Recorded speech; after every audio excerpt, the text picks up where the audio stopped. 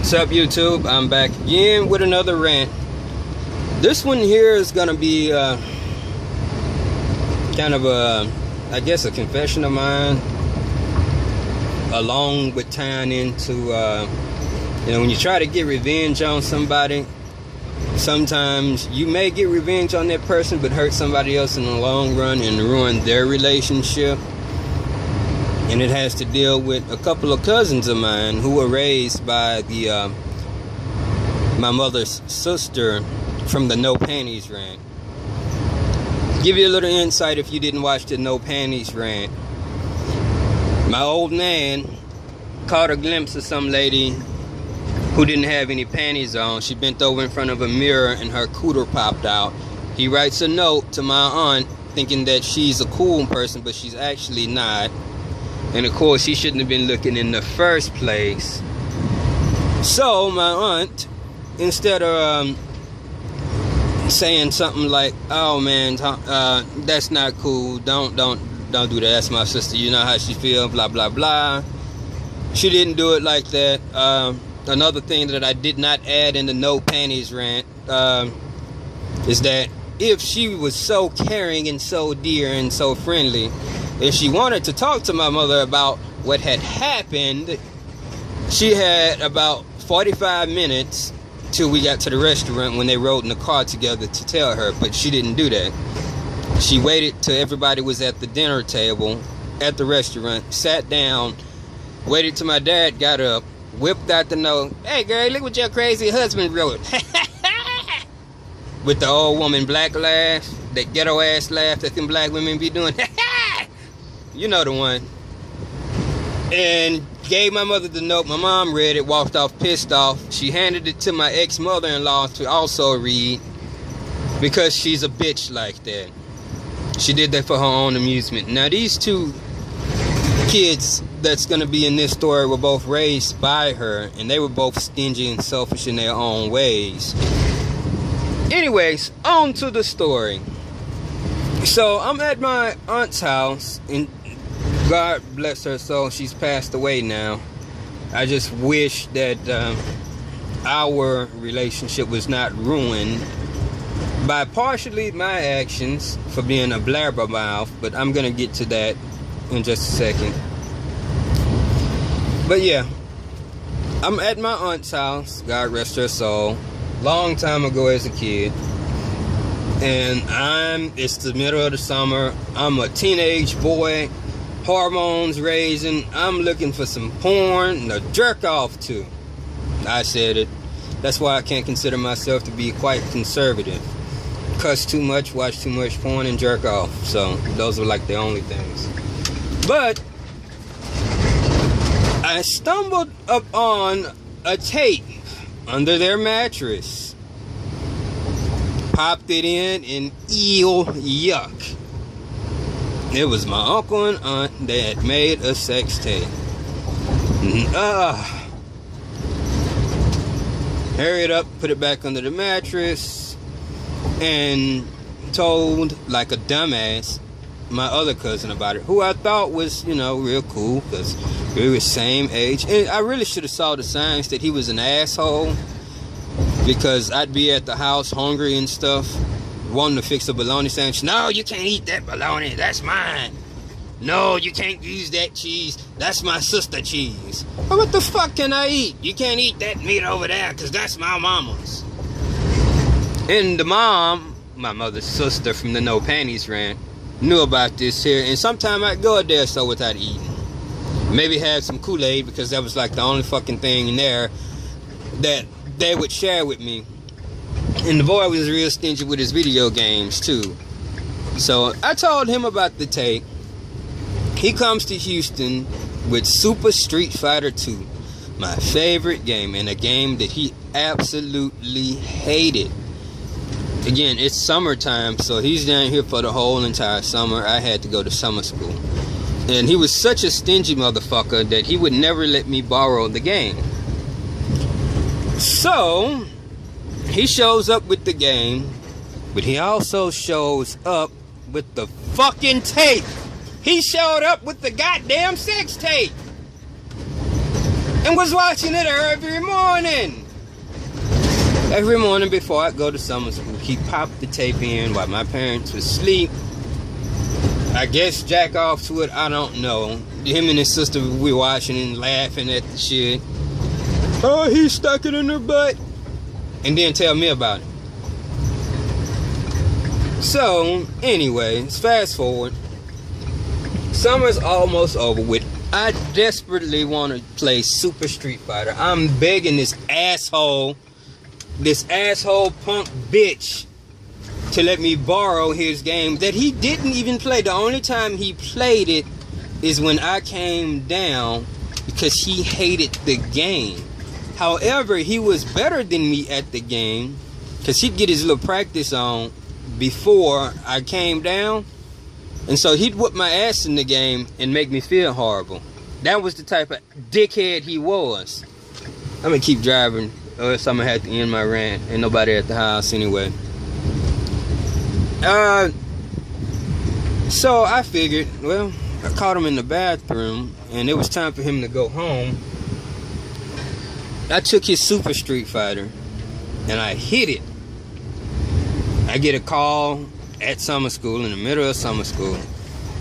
Today, you seen so-and-so game? You seen your cousin game? No, ma'am. Lying my ass off. Because I had the game and I was going to play it. And I was going to go down in a couple weeks anyway and just give him his game back. Because he was being a dick. Like I said, he didn't even play the game at all. He hates the game. He was a Mortal Kombat fan. So anyways, let's fast forward a few months later. I guess my aunt and uncle were in the mood and I guess they were going to watch the tape to spice things up. I'm laying around chilling and my mom calls me. What's this about you having your uncle and auntie sex tape and you done brought it down here to Houston? What the fuck? I ain't got no goddamn sex tape with my auntie and uncle. What the hell? I ain't say it like that, of course. But I'm like, what the hell's going on? I don't have anything. So, yeah. What he'd end up doing was leaving in revenge, because he figured it out. He left the sex tape down here in Houston with me in the VCR in the living room. So, now my mother wasn't at home at the time when she called. She called the house and I was there.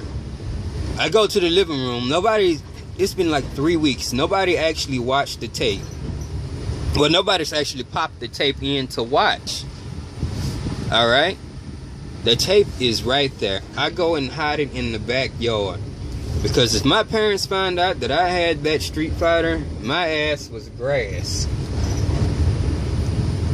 Anyways, nope, I don't have the tape. That was the end of it for about a week. Well, his mama from the No Panties rant call said that I took the tape, brought it down here, and was showing it to them every morning before school. And some kind of way he got his sister in on it as well. So I eventually confessed that, okay, Mom, I took this the Street Fighter, and I guess I had to tell her, you know, the details, that I was looking for some magazines, some girly mags, some skin mags to look at my aunt's house, and I accidentally found the tape, and I told Elton about it like a dumbass. Oops, I name dropped. Fuck it, so what? But I told this jackass about it. He brought it down. He left it here purposely to get revenge on me. Now, the only thing that kind of saved me was that him and his sister stories were contradicting each other. Because, see, they said that I showed the tape to them every morning, but I was getting ready for school and my mother was taking me.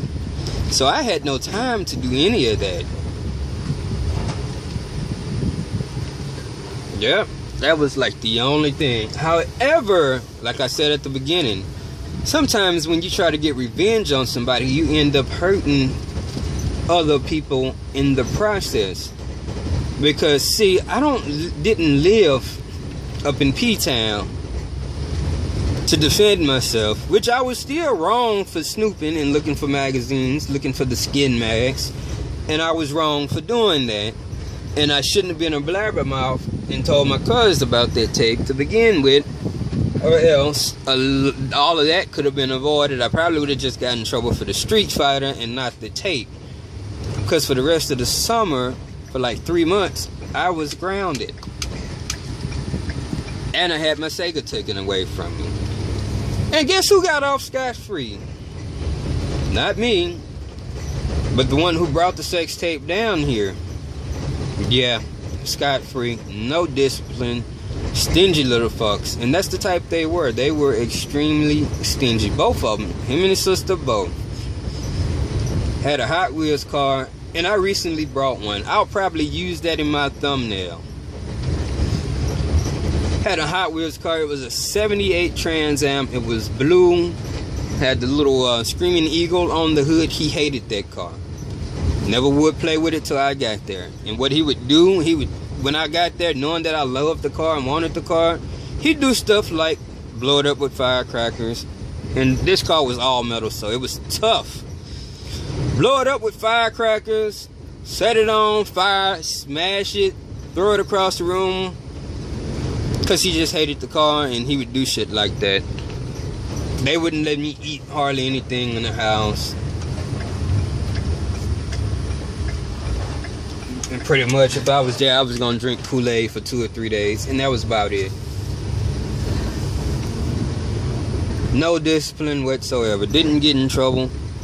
And one of the other things that did save me was my cousin Steve in history. Because he was always supposed to be, but he wasn't in trouble for it. But always in trouble for stealing porn tapes. Oh man, I had an uncle who had like a big ass stash of porn, and he knew which tape would come up missing because he knew the names of his shit. But it'd always be a tape or two come up missing, and they knew right where to find it. It was him. But it killed my relationship that I had with my aunt, who was my favorite aunt of all time. And at that time, she was my favorite aunt. She'd get us and have us for the whole summer. We'd be down there four-wheeling and just having a good time. She did let me drink a lot of times when I was underage too, and that was cool. But you know, I don't even drink anymore. I guess I grew up pretty quick. I got a lot of that stuff out the way. Hell, I remember drinking 2 cupfuls of MD 2020.